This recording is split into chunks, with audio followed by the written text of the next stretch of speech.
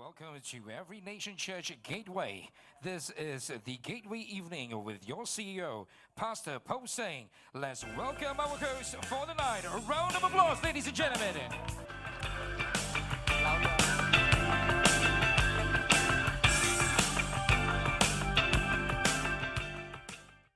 All right, good. That's great. All right, number 7. What are you learning about currently? Learn to be patient. I'm a very impatient person. Wow, everybody's learning patience anyway. You're not alone. Number 8. What's your definition of success? I like to see my what do you call it, subordinates, or whatever supposed to be team lead, one day to become my boss. Wow, That would be very nice. Good. Okay. That's why we believe in the next generation. We're always looking out for the next generation of people to come up. Right? Okay, what impresses you? Bottle of very good wine. Bottle of good wine. Wow. Very smooth and no complaint wine. So we know who to see. Question 10. What's the first thing you do when you get up in the morning? Other than the routine of brushing teeth and all these things, I always look for my daughter first. Wow. Is your daughter here with us today? No. Oh. 11. Describe yourself in 3 words. Simple, relaxed, easygoing. Yeah, you're really chill. You look chill. You're good. I want to follow you. 12. Last one. What would you like people to remember you about as your legacy? I have helped them in some way. Great. Wow. Thank you so much. Give me a big round of applause for that. How many of you know more than he has what you call, or rather we've learned something about him today. Right? Great. Yeah. You know, we are actually on Facebook Live right now. If you are watching with us on Facebook, just say hello to you. Just drop something for us. Drop a comment in the comment box. Okay. Actually, Stephen Wong was the guy who recommended Lim Kee Yeong to speak for us. Okay. Stephen, if you're watching, thank you very much. Okay. Without much ado, I'm going to hand the floor to him.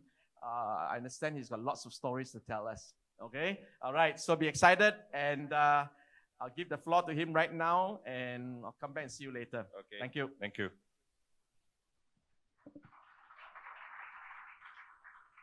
Okay. I think Stephen called me. Yeah, why not? Stephen called me. Stephen, if you're on the line, Stephen called me to talk about something at his church. So in fact, just now I had a short chat with Pastor. So to talk about something about entrepreneurs, and especially during this kind of time, I think it probably takes 6 hours or 6 days. So, but we try to make it simple. But I think at this point in time, the most pressing thing of all is the topic of moratorium. In some way, you guys will be affected or already in it, whether you are individual or in business loan or in business. I'm quite sure most of you are doing quite well here from the feedback small chat just now here and there. But having said that, I'll probably like to share with you some of my thoughts about you are running a business and how to handle a little bit of next couple of months, and hopefully it helps in some way. Okay. The big topic given to me was crisis recovery. Back to essentials. I suppose to fill out the blank in the yellow color. Instead of saying things which is very high and up there, the word I chose is work with your bank. Okay. Not work for your bank. Okay. A lot of times when I see customers, I say, I have this property in here and there, but most of it belongs to you. So it's like I'm working for you to make your interest, but I chose the word work with your bank. Hopefully it helps in giving the message correctly. Okay. Okay. I only have 2 slides over the next couple of months or so, for that matter, starting from now, or for that matter, a couple of weeks back. The important thing for us collectively, whether as a banker or as a user of banking services, especially you are in a position of taking a loan, I would like to share this topic about reaching out mutually. Okay.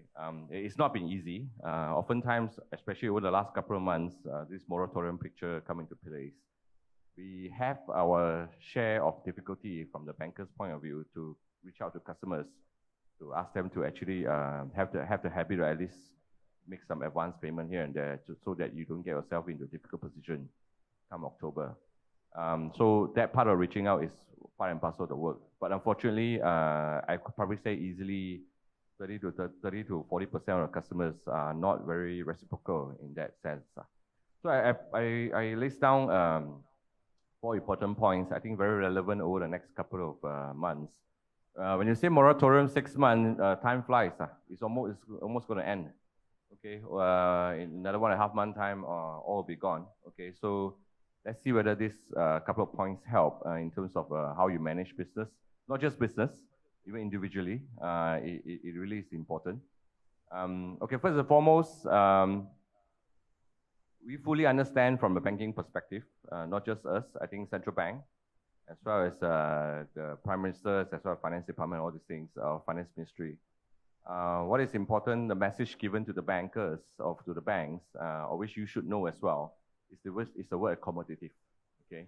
Now, central bank has been very tight in terms of supervision over the last many years, and this slightly softening of tone, it helps a lot in terms of how we manage all the banking relationship or banking loans. The word they have repeatedly used for the banks is accommodative.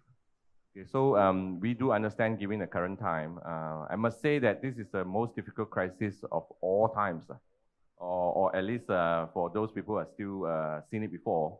The last round in the Great Depression, I don't think it's that bad. Okay, but this is really the word unprecedented. Okay, so I think it has been many times proven, and our GDP dropped 17% second quarter, unemployment 6%, and all these things. How bad is it? I think you should know, can feel it if you are running a business, or individually you are getting a pay cut and all these things. Okay, so the financial services industry has been given this message to be accommodative, so we understand that. Okay, secondly, I think it has been slightly misinterpreted by a lot of people when Prime Minister announced an extension of moratorium, but subject to this. The subject to part, I think, missed by a lot of people. Okay, they only read the moratorium extension. Actually, it's for all of us to know there's no automatic extension. Okay, so if you are either individual or companies, if you wish to seek further assistance, you must apply. Just go to the bank and apply. There's no automatic extension. September 30th, finish. That's all. So you don't go to the bank and talk. Okay, that's it. Your payment has to start. Okay, but doesn't mean that after that you cannot talk. Yes, you still can. Okay, but just the understanding is very important. When we first got the message announced by Prime Minister and all these things, I think there's a little bit misinterpretation. We suddenly got a lot of phone calls. Hey, so no need to pay and all these things. Say, no, you have to start paying subject to this, then you come and talk to us. So that is a very important message. So either for you personally or for your business or for your loved one or friends that you know, this is a very important message. No automatic extension. Okay, so this is very important. Okay. From our statistics, over the last 6 months, when we call customers whether they need help and all these things, our estimates, at least based on our portfolio, 20 to 25% of SMEs will need some form of financial relief. Some form, as in what form? Either more loans, more time, some sort of arrangement to help. We believe up to that number required, at least at this stage in time. Now, touch wood or no second, third, or fourth wave come. I think by then also it's quite tough. I can't say what is the impact. You guys should know what is the impact. I think now the various cluster happening in Kedah, I think Kedah will be slightly in trouble for a while. So we just have to see what will happen. So if you are part of the 20-25%, no sweat. Okay, I think it's important thing is to reach out, go to your bank. Okay, talk early. Individually, you are impacted because you have a pay cut or somehow or other your income is being reduced or being affected. Go to your bank. Okay, now, don't wait. Okay, go there. I need more time. Okay, I need a little bit of relief for the moratorium. Then you ask for documents to prove and all these things. Give it to them. Okay, I think the message from central bank to the banks is very simple. Be accommodative. So long as they have given some documents or some information to prove that you are in need of help, we will help. Okay, either extension of moratorium on case-to-case basis or somehow or other payment relief. So you pay very little now, then step up, things like that. So go to your bank. Now, the last point, which is what I just mentioned, don't wait. Okay, we have customers actually saying, we see how first, we see how, and then October. I mean, we are glad that if you can continue to pay, then of course the bank will be glad lah. So things will continue to move. But I think it is also, it's actually a double-edged sword lah. So you just have to be mindful of it lah. Any requests for assistance, of course, we will assess. The bank will grant or will not grant depending on genuineness. But naturally, if you do ask for assistance, that there will be time that I mean you will be on record lah. So we will continue to monitor your cases and so on and so forth lah. So just be mindful. But you do really seriously need help, please go and ask for it. Okay, no point waiting for last minute. Okay, so these are the 4 main points when I say reaching out mutually. The bank has been calling. My base is not, for example, my portfolio is not big. For borrowing customer, we have thousands of them, couple of thousands. We have actually called almost 30 to 40% of them individually customers, of which we have scrubbed, and these are customers we believe they will be in trouble, quote unquote. And from the call, then only these customers start to tell us, I need help. Okay, so it's calling from the bank to the customers. Okay, I mean, in some way, I suppose these customers are willing to express they need help. So immediately we do something. So if the bank has not called you in some way because of your data has been good in the past and all these things, but right now you need help, I seriously recommend that you reach out to your bankers immediately. Okay, don't wait. Because by the time September, October, suddenly you find that you have difficulty to pay and all these things, you'll be number 99,000 on the queue to be served maybe. So just be mindful of that lah. Okay, so this is my first slide in terms of reaching out mutually. Okay, don't wait for the bank to call, you call the bank as well. Okay, so the bank has also finite resources. So suddenly whole thing come, it may require time to serve your need as well. So do reach out early lah. Okay, now my second slide is a little bit on the point of how do you deal with the bank, or how the bank will perceive as a general knowledge. Okay, I've been banking line for the last my goodness, since day one of my job.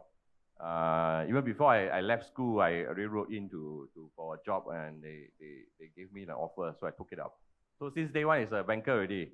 So my blood is all money.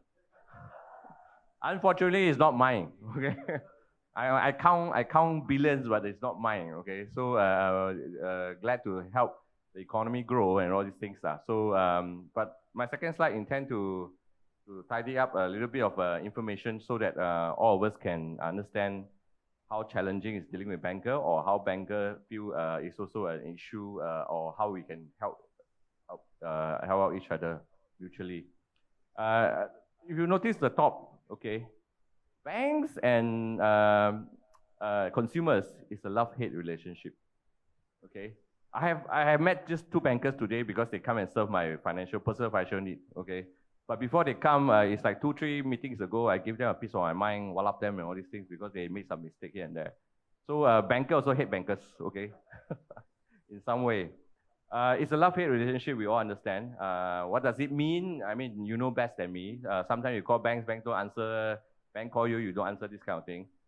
Okay, so there's no right or wrong. Okay, even if you are in business, you should know there's no right or wrong. Okay, it's a different point of view. You may not see the bank point of view, the bank may not see point of view. You just have to understand that. Okay, nobody can please everybody all the time, and more importantly, keep an open mind. Okay. We have done deals which some banks don't do. Okay, we also have done deals. Some bank will always come and grab. So this is an important mindset, either as an individual or as a companies, when you deal with a bank. No right or wrong. You will love and sometimes hate them. Okay, and keep an open mind. Now, for expanding into the future, in terms of SMEs, you've got entrepreneurs, or for that matter, to handle post-moratorium, or for optimizing support from the banks going forward. I generalize it in such manner.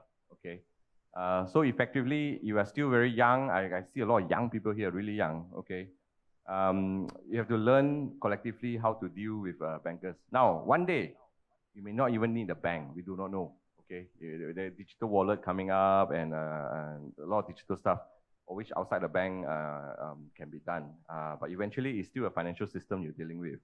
So there must be a source of where the money comes from. So whoever controls the source, you may have to you have to deal with them in some manner. From the 20 plus 30 year experience working in the bank, I'll probably sum up in these three things. You may disagree with me, doesn't really matter. I think it's just to share. My number one recommendation to any consumers or businesses is to be very transparent. Okay, I think that is very, very key. Now, what does that mean? That doesn't mean that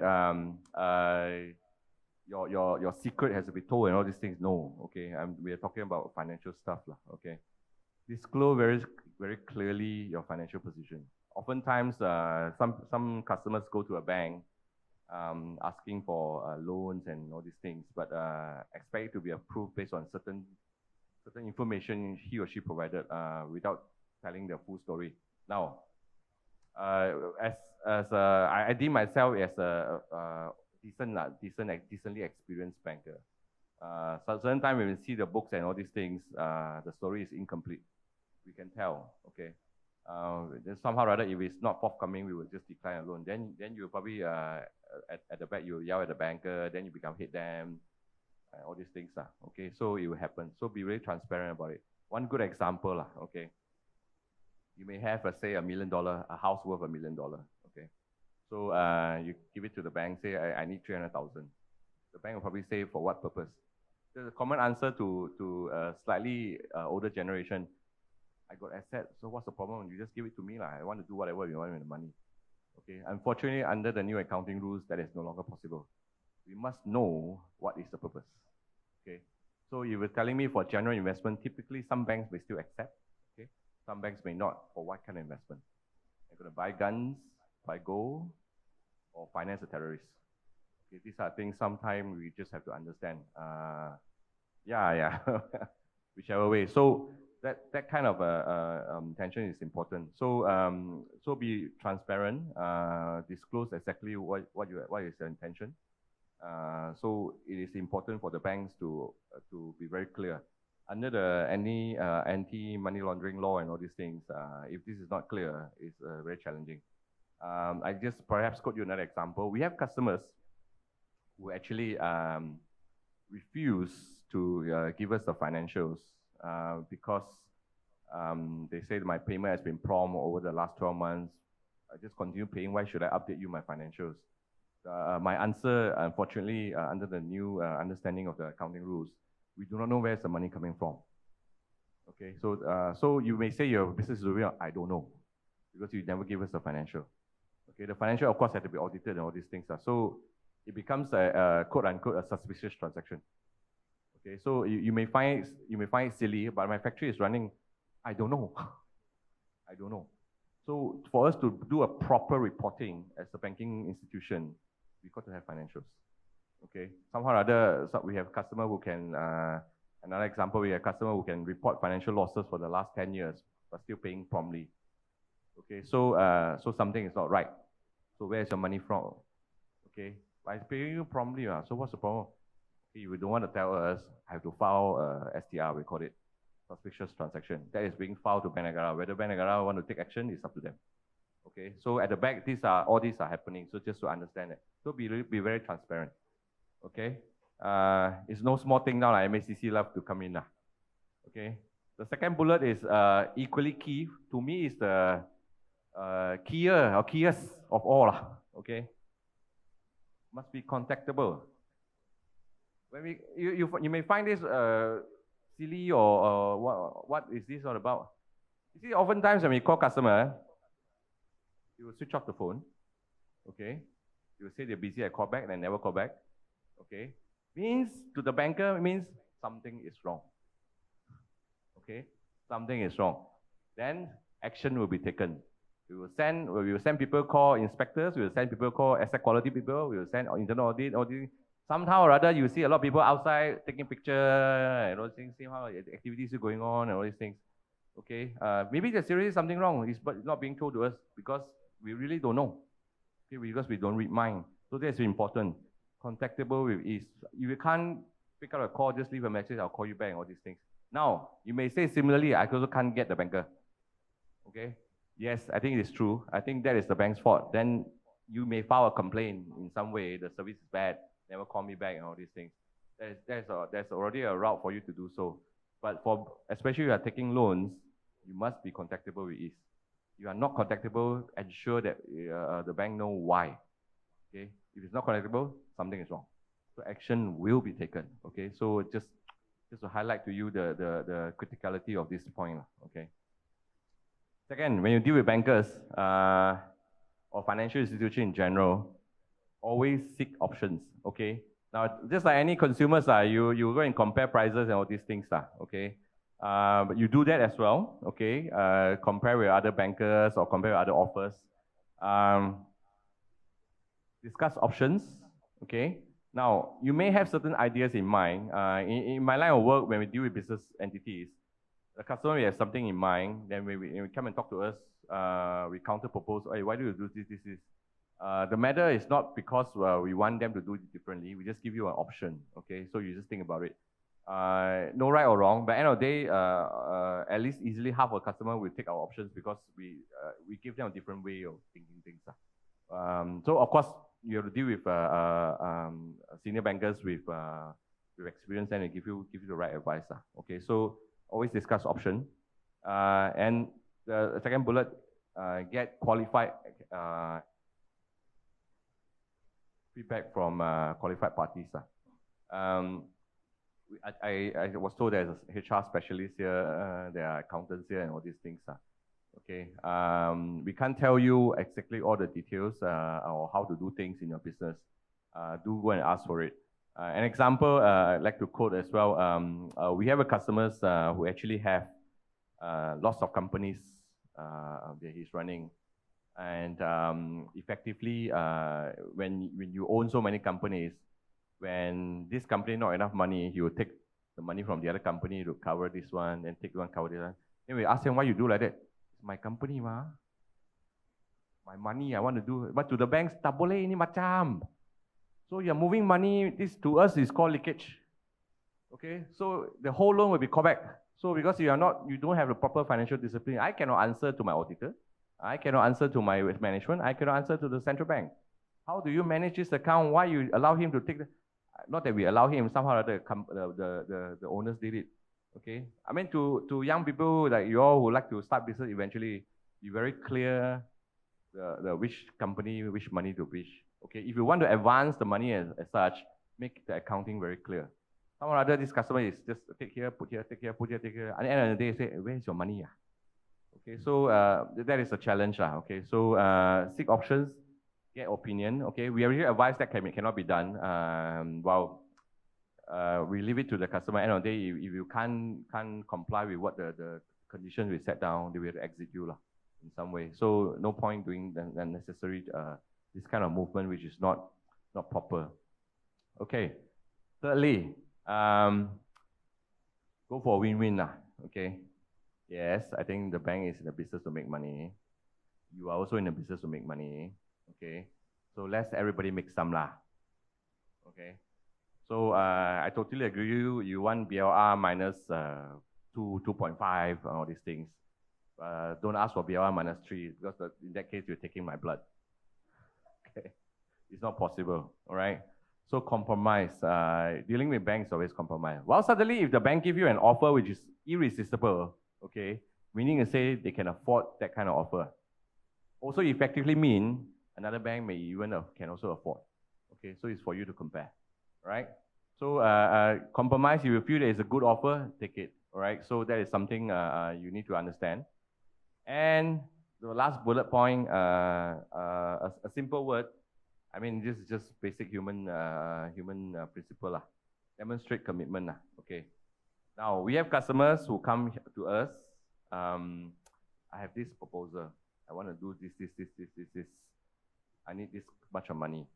Okay, in some way, I want to put it this way. The bank doesn't finance hobby. Okay, what are you giving to put in your part of the bargain to make this work? Okay, but I have this very nice concept. This contract already negotiated, coming already. Tell me what are you going to commit to make this work? I give you 100% of the time. Tell me what are you going to commit to make this work? we're talking about tangible things. Are you going to put in your house, your guarantee, your wife guarantee, your son guarantee, your father guarantee, your mother guarantee, all these things? So it's a commitment. You need to look at it. Just like when you buy a house, the bank finance you 90%, which means they require 10% from you. I am not talking about those discounts from developer and all these things. Okay, so actual 10% commitment from you, so that it demonstrates the importance of this.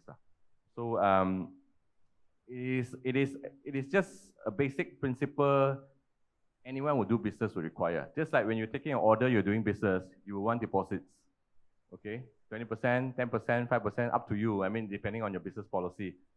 The similar concept applies to the bank. Okay, we may, in some circumstances, we may consider some sort of this kind of arrangement. So, a lot of banks offer clean loan, which we also do. But we ask for CGC guarantee, we ask for SJPP guarantee, we ask for your personal guarantee. Typically, we also ask for your family members' guarantee, so that we know that when you run, your wife had to run together. Okay. So, an example, joke aside. So, collectively, my two cents is for you, for all of us, including myself, to deal with bankers on your financial requirements, whether transactional, whether for lending, whether for professional reason or for insurance reason. These are three main principles you should apply. Now, obviously, it's not all the time you can do all the things, but do what is possible. End of the day, despite you having collateral, you have the financial might, you know who is who, you know all these things. The number one thing I personally look for that matter, most bankers look for, is character lending. Okay? If you look at credit, is about 4 C's, 5 C's, 6 C's, depending how you look at it. My number one, how I look at it, is character. When the loan size, ticket size is big, I always insist to my guy, I want to see the customers. Okay, so when we see a customer, when we talk, when we chat, walk around his factory or office, we will know whether this is a bankable deal or not. Now, not all the time we get it correct. Okay, that's why we still have things called NPL, non-performing loan. But you can tell me you have $100 million worth of house, I only want 1 million. You have $1 billion worth of house, you only want 1 million. At the end of the day, you know you are really, quote unquote, in the market called chao ka. Okay. So the market is very small, only got 8 local banks, and then by market size, Malaysian population 30 million, or by business entities you have like 1-2 million. You only have 8 choices. Bank got 30 million choices. Okay, you got to think it that way, right? We always joke with customers like that. Think of it that way, because banking circle is quite small. Make a few phone calls. Hey, this one can do, this one can do. We all know. Okay. Not all the time, but this is especially bigger deals, we sure know. So I think the principle apply when handling financial requirements. Principally, these are my 2 simple slides. In dealing with moratorium or in dealing with future expansion, those who come very, very clean, that's why they get easy to get listed and all these things. But of course, we all do our best, either from your end as a consumer or from our end as a banking institution. Right? Thank you so much. These are my 2 simple slides. Thank you, Mr. Lim. Can we give you another big round of applause for that? Come on. Normally, I would ask a few questions before you guys ask, but I think this is a very interesting topic. All right. Do you all already have questions to ask? All right. Yes. There is a microphone right in the middle. Okay, just come out, just state your name and possibly what you do, and then ask the question. Thank you. Justin, I'm a digital marketer. My question is, can two separate completely separate questions. One is, can a loan be revoked halfway, like pay halfway, say suspicious transaction, the whole thing, no, I don't want to lend you anymore, I want to revoke everything. Second is, if this moratorium goes on, and what is the banking business, as in the business of banking, the situation like on the bank level? Okay, to your first question, technically, yes, it can be revoked. Okay. if the transaction or underlying transaction becomes illegal or suspicious in some way lah. Okay. There can be many reasons. Okay. If the money eventually we found to be channeled to something which is not right. Okay. Technically yes. Okay. Now legally anybody can fight in court and all these things. But of course both sides have a justification. The challenge is this. When it is revoked halfway, the one impacted most is the borrower. Okay, so it's an unnecessary disruption to it. So you got to understand why it's being revoked and things like that. So well, the bank has technically unlimited resources. Technically, okay. So I think it's not that it's not right to fight the bank or this thing. You have your right. But to your question, yes, it can be done if the financing is not the purpose is suspicious. Okay. I mean an example. I just want to add on. We have circumstances where we have taken collateral from customers. Okay, so to secure a facility. Halfway through, we can have court order or MACC order, police order to seize the collateral. Okay, basically whatever we have is useless. Okay, in that case, in that circumstances, of course the loan can be revoked. Okay, so but why is it being seized? Sometimes we don't know until the police review the thing. When the police order come, MACC order come, I mean, what can we do? Okay, so that depending on circumstances. Now, if you are paying it nicely, you have done nothing wrong, or for that matter, you don't. If bank does this, I think it's not right lah in that case. So it's for you to find out what happened to it. Okay, second question: if the moratorium continues, I think that is too hypothetical because the question, as far as we know today, a moratorium will not continue unless otherwise announced by the authorities. So I rather not take that as speculative question. Okay. All right, good. Justin, in case you need to talk, okay, we'll talk to you. All right. All right, next question. All right, Frank. Hi, I'm Frank. Actually, I would like to know, if someone already passed away, how do we know these persons, how many banks they have in the account? Is there any way we can check for that? From bankers' point of view, I don't think it will be known immediately lah. Typically, we don't go to other bank and check lah. That's not the practice. You actually wait for the LA or the trustee or the will executor to come. You want to know all the entire banking thing, I think you require a court order to go to the proper authority lah, to know everything. From a single bank perspective, we won't know. We won't know. For that matter, if you move one week back, we don't even know the person has died. Okay, until we receive certain things, because we won't know. We won't go to LJPN and check every day how many people die. That's not possible. Okay, so if everything that ever happened, we require more jurisdiction and more things to come. Oh, okay. Jennifer. My name is Jennifer. I'm a lawyer by profession. I should answer this question. No, I'm not answering questions. I'm asking the question. If a SME company go to the bank to get a loan, does this company require to get the government authority confirmation of the SME status? Okay. No, it does not require. Because when we do your assessment at time, you have to declare your required information. From that declaration, we will deem whether you are SME or not. Okay. But I don't know if that is an important point to you. I think the SME itself should understand what is the definition of SME first. Then before you go and get the loan, if that is important at all lah. Otherwise, you need the money means you need the money lah. Whether SME or not, doesn't really matter. Okay, but the bank will do our assessment based on information available, based on the definition as laid down by the authorities. Then we will determine whether you are SME or not. Okay, I have a question to ask. Anybody else? Okay, just get your questions ready. All right. When we talk about working with your bank, right? When you approach a bank for loans, right, there are certain what you call SOPs that are not official, so to speak. I mean, like for example, if I go to the U.S. Embassy to get a visa for the States, the SOP is that you better don't say anything that will make the officer feel like you're going to overstay, right? Because immediately you'll get rejected. So when you go to a bank and ask for a loan, right?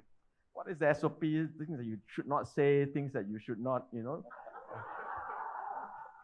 we'll put him on the spot. That is trade secret. That's why you asked me here. I mean, dealing with banks is also, okay, let's put it this way. We have customers who come to us sometimes very angry, sometimes very disappointed, all sort of emotions have it. But at the end of the day, put it this way, banks also run by human beings, okay, with rules, policies, and processes. Very laid down compared to typical companies, okay. So what the foremost important thing is the rules, policy, and processes. But that doesn't run away from human understanding and compassion. Okay. So to your question, which SOP depends on industry, depend on what type of loan, depend on size of the loan. Okay. If dealing with SME, my personal thing is, of course, generally my view is character lending, okay. If dealing with SMEs, you may find this funny, when I visit the customers, I always like to go to the toilet. You may find it funny, okay, but seriously, because especially factory, that says a lot how you treat your employee. Wow. Okay, so your toilet is, my God, you go in, you don't even dare to go in one. It means to say that where you put your emphasis is. Right, okay. That's very good. Yeah, toilet is the last thing you want to mess up. Okay, because it's hygiene, really hygiene. So I mean, joke aside, so that's not SOP. That's my SOP, Okay. Okay, that's good. That's good. Glad that you shared with us. Kevin? Hello, my name is Kevin. I'm in financial services. Mr. Lim, I want to ask you regarding people who borrow loans. What kind of industry, maybe for the next 2 years, would your bank prefer to lend out money? What kind of industry you all would look at? Officially, everything we also lend. Officially. Prefer one, whereby they can, possibly are getting the loan. Okay, I think let's put it this way. Every bank has a different practice. Okay, so it really depends on the banks that you go to. Some will never do certain industries, some will.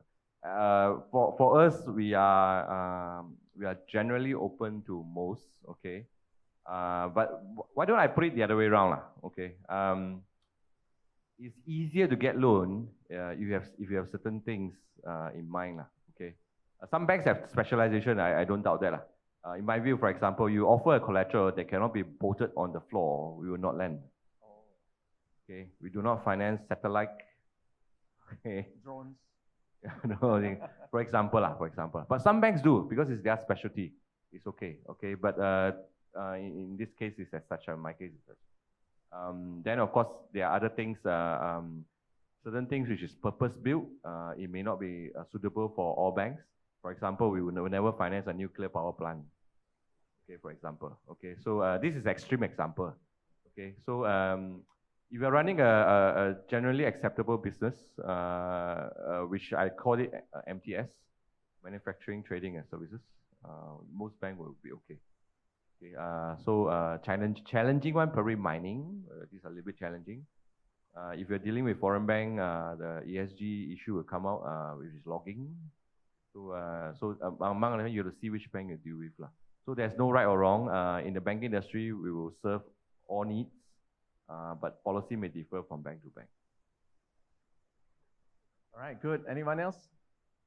I have a question. Okay, well, you guys get your questions ready, yeah? This question is really for personal, in the sense that, during the MCO, we all overspend on credit card because keep buying online, right? So many things to buy online, and then, and that's on the premise that when we go back to work, we're going to get paid.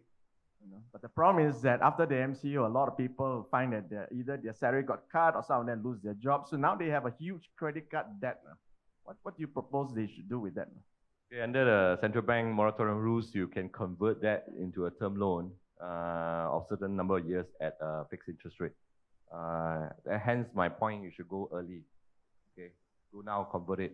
But that is interim help. Whether longer help, whether you need therapy or not, that's a different story. Okay, so either that or Need a lot of prayers. either that, either you, other than converting the loan, you may want to. I mean, converting a loan is the way out, for as far as the debt is concerned. Beyond which you should cut your credit limit or cut your credit card. I think that is discipline. Is there any way of negotiating in the sense that, especially if, let's say, the credit card, that outstanding has been there for a long time and is choking up a lot of interest, right? Is there a way that would the bank agree to kind of like waive the interest and then with a lump sum payment? Has that done before? Okay, typically that will happen when it's the accountant NPL. Okay, but of course that will affect your credit records. Okay, your ability to borrow going forward. But there's no hard and fast rule. You can always go and negotiate. Well, again, it depends on bank. Some will allow, some may not. Typically, chances are we will want customer to pay everything. Then we can talk as we move along. If the payment is prompt, you have a good records, I think chances of any negotiation is better compared to your payment has been quite lousy. Good, thank you. Somebody was going to ask, yeah. Stand behind. Go stand behind. Joseph here. Question to you. If we shop around for loans and we deal with many bankers, what should we look for in a banker? The reverse way. No, let's go to Affin Bank. No need to search so much. You see, when I say compare options or this thing, I don't mean to say you go to all 10 banks and apply lah. Okay. So a couple of them will be nice. Now, you have to understand those few things. What should you look in a banker? I think for once, you have to be comfortable with the person you deal with lah. It's the same reverse thing. Whether you consider a character lending on the bank itself, character borrowing on the bank itself, that's up to you lah. But I will probably say that again, it's the comfortableness for you to deal with that person. Now the challenging thing is this, in my view, bankers move around. Okay, that is a challenging thing. I mean, we still have bankers who serve the bank since day one until they retire, but that one is endangered species already. Okay, so we have bankers move around. Now we have customers who actually follow the bankers because they feel that they're comfortable dealing with him. So I want to follow him to go to the other bank, continue to lend me and take over the things. It's actually your option. Yeah. It's whether you're comfortable or not. Of course, depending on your need, whether the bank can serve you. You know that bank is very specialized in certain things. You know that going to that bank ask for that specialization loan, it's probably the best deal. Then that is, you have no choice. You just have to go. Okay. For example, I mean, how to put it? If you're agri-based thing, you probably go to agro bank. Okay, so you push for it. But you also have to realize also, of course, some banks also do plantation loan and all these things. So again, to me, it's still the person is important. If I have a good question, I often, once in a while, or for them, once in a while, customer asks me, why should I bank with you? Okay, my answer to it is very simple, because of me. Because of me, that you bank. Yeah. Then what happened? You go. I'm quite sure there will be capable hands continue to handle your account. That's the answer. Okay, so whether the customers choose to believe or not, that's your option. I hope that answer in some way your questions. Yes. My name is Brian. I'm pretty new in the business world, and if I were to loan, let's say I have a startup company, right? And I can't find an investor. So what will I do? What are the things that I need if I want to find a bank to actually invest for my company? You're talking about startup, is it? There's a new startup. Okay. Yeah. I probably, first of all, don't use the word invest. I think that's a challenging word for a bank to use. Why though? Sorry? Why don't we use the word invest? No, as in the bank will probably not, quote unquote, in theory, invest into a startups. Okay, we lend. Okay. For investment, you should consider various P2P platform. Okay, equity crowdfunding platform. I think in Malaysia there are roughly easily 10 or 15 of them. That's one way out. Or in some banks, for example, I mean in Afin's case, we will lend to startup when you are 6 months old. Okay, so you have to, you see in my example, we say a commitment, we have seen your commitment was 6 months. You actually have a track record. Then in our case, we will lend. But of course, limited amount. But if you really have, because you need a seed capital to start a business, I think that is very challenging from a financial institution point of view. Even you go to a crowdfunding platform, I think it's very tough as well. Okay, you may have to consider something, start really, really small with a very little capital that you have. As you grow, in some cases, in our case, 6 month time, you are old enough in 6 months, come and talk to us. Okay, cool. But how limited is limited? Couple 100,000. 100,000. Couple 100,000. Couple of hundred. Okay, cool. Thank you. All right, good. We have only 1 minute left. Last question, anybody? Oh, my wife. You plan this? No, I don't know. Now I'm worried. Wait. Hi, Kee Yeong. My Hi. name is Anne. It is often said that a bank is a place where they will lend you the umbrella when it's fair weather, and they will take it back when it rains. So I'm just wondering, is this why you put that a love-hate relationship? And if so, does it still hold true today that you're still in practice? This is a loaded question. Okay, I think you asked me, does it still happen today? Yes, I think it still happens. That is the DNA of a bank. Okay, but whether it's still happening rampantly or arbitrarily, I don't think so. Okay, because anything that we call back, for example, we revoke the loan. I think gentleman asked a question. Is subject to query and all these things.